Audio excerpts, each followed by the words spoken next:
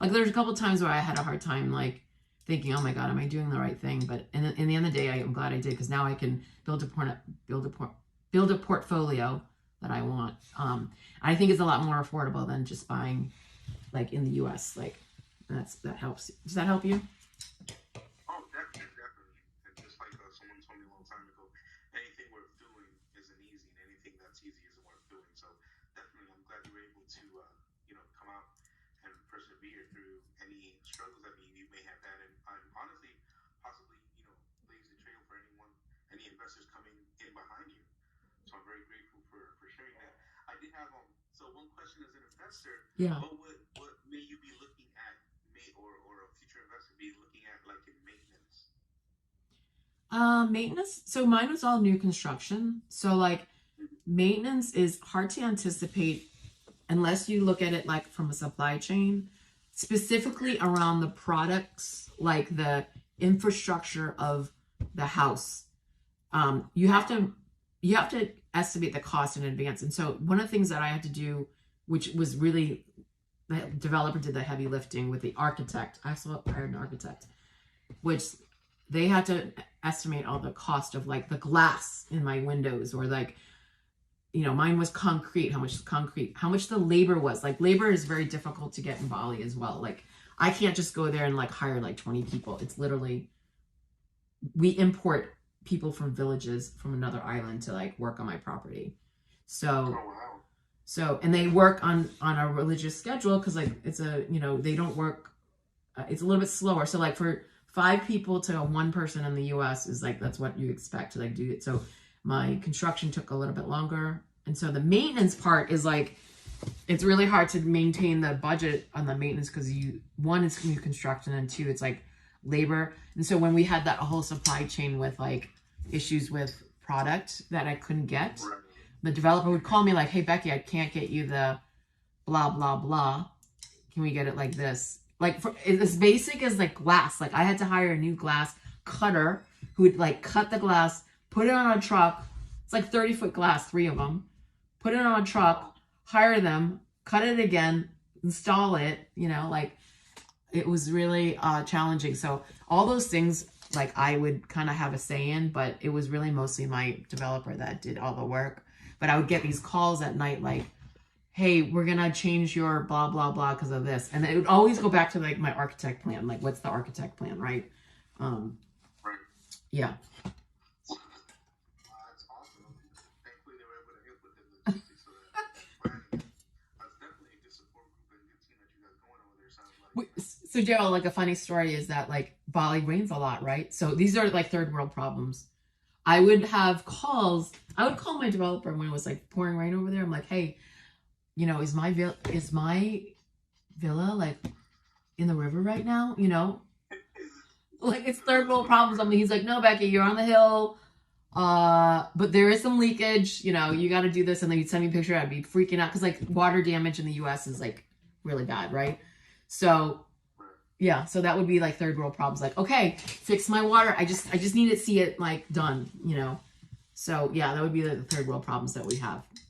yeah, that's a tremendous level of stress that I'm sure that you developed in that team. Yeah, I can only imagine, that phone call that everybody dreads at 2 in the morning saying, hey, the villa's swimming in its, Yeah, imagine a natural wave that occurred in a couple of hours. yeah. Like the other day, I had a 2 o'clock in the morning call. Like, hey, Becky, your palm tree fell off. I'm like, what? The winds are really bad. We have like borderline, heavy winds. And they took me a picture. Like, it's like a little freaking little palm tree that fell over, but it was like a big deal. It's like 50 feet tall.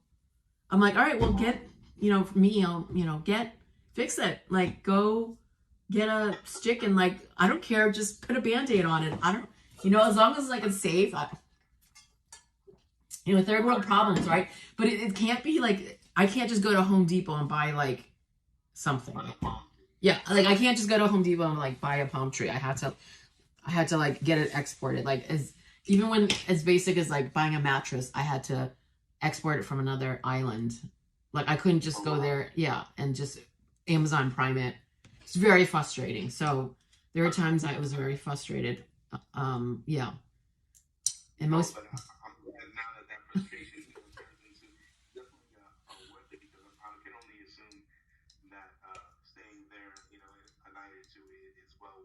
Oh, it's worth it. The right, right. So Yeah, technically now, I'm guessing you have a good property set up and a nice property. yeah. And where would I go to find that property if I wanted to go and visit, so I could go scout for a land for me as an investor?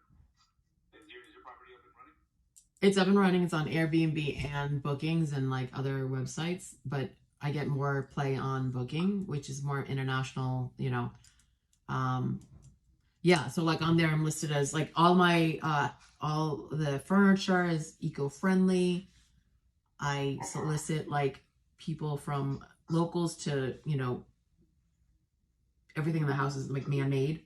So it's all about sustainability. And so I'm not ranked getting ranked higher at bookings because it says eco-friendly sustainability house, like, and you can see it like everything down to like the straws or like the straws are bamboo. I like went to the plantation, the coffee plantation, and got the coffee, saw how it's made, saw how the bamboo straws are made. All my furniture is like certain unique woods that are only purchased through the government. Like my dining room table is made out of rosewood, and rosewood is illegal to export. You can only find it in Bali. And then I had it made with a glass. Like it's basically a tree trunk, 3 legs, glass, and they made it like there's only 2 tables like that in the world, and I have one of them. So, That's beautiful. I know. You know, like the bed is made out of like hand carved from Ubid. Ubid's like known for centuries of hand carving, and like it's made out of this. I mean, it's like a work of art. So, yeah. Does that help? So that's great to have the eco-friendly sustainability and just have that the furniture and the stuff that's Yeah. going to be, basically indigenous to the island itself. Yeah. That's awesome. That's pretty. It's part of the experience, right? So like my villa is like not only, you know, a beautiful place in Canggu, but it's a beautiful place where you experience like kind of like like eco-friendly, sustainable living lifestyle. Like everything there is, you just live off the property, and I don't know, it's just very different from all the other places. 5 minutes from the beach, you can go surfing. I have a private chef and private driver if you want.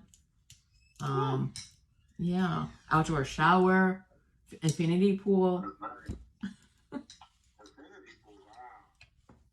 Upstairs is an upstairs patio where you can sleep outside. Or you can have I'm probably gonna have an outdoor office with plants and stuff. Yeah, be one with nature. Watch the sunset. It sounds very attractive. I may just have to. You might have to just come, Daryl. Make sure you send that link so I will. definitely sound something I can go and scout and who knows, maybe I'll get property next to yours. I know everyone wants to move next to me. They're like, "Can I move next to you?" I'm like, "Yes." Oh my gosh. Anyway. Okay, now how did your time, like how long? We talk about time and building, it does take a little bit more time. So let's say how much overall from you saying, hey, this is a beautiful spot, let's start here, to them, getting everything done and then getting furnished. Let's just include that time. So how much Yeah. time can you walk me through? Yep. The due diligence probably took about 6 to 8 months. Like interviewing developers, talking to people. Once that was secured, he had a plan of a year and a half to build the house. Like I'm talking like land, dirt. We had to build a road and stuff like that. Like put down wires and electricity and so a year and a half. Within the year and a half, I probably went to visit when they were in phase 2, which is like more the structure of it, right? The structure of the house. Once we finished, we always had delays, right? So I would say a year and a half, I probably spent within the 3 months there. I came back twice, once to check on the property, and then once to buy furniture. So within like 2 weeks, I bought all the furniture. Like I did it pretty quickly, right? But it's very difficult. And then now it's